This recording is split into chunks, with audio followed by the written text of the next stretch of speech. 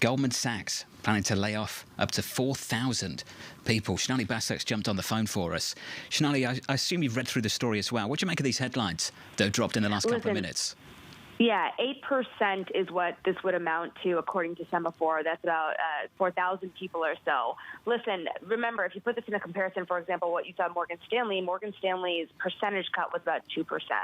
I'd say Goldman has expanded pretty drastically over a set of acquisitions and hiring over the last couple of years. We talked to David Solomon just a week ago, and he hinted that pruning would happen. So this puts a number on how deep pruning goes, thousands, not hundreds.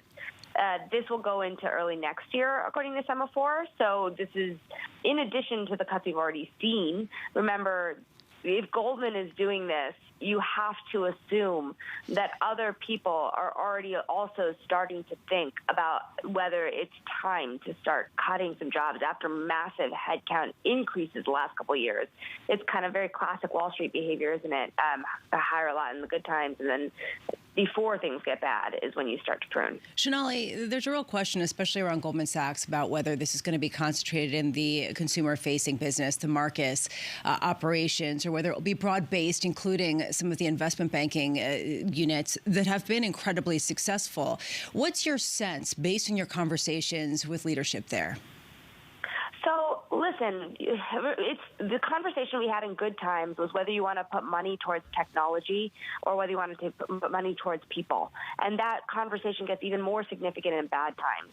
So even at a trading desk, for example, my question would be for Goldman is, when you put that marginal dollar to work, are you going to put it to work at a star trader, or are you going to automate your processes more in fixed income or other places?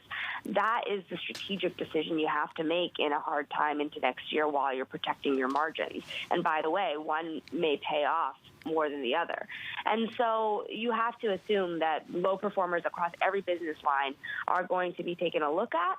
And this is not going to be, from my understanding, just dedicated to Marcus. Although, remember, they did buy that business, Green Sky, in that consumer business that added 1,000 or so people in the last year. Sonali, we've got about a minute left.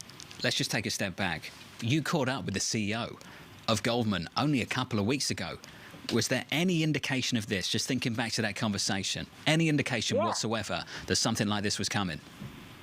Totally. It was 1 week ago, John. I know this year is going really fast. But he did say, he said more pruning would be likely to come. And again, the 8%, you have to think about it in perspective here. It is more than what we're seeing in Morgan Stanley. It's more than what we have seen announced at Citigroup or Barclays. But it has to be a harbinger of things to come here on Wall Street, which is why people pay so much attention to Goldman at this time.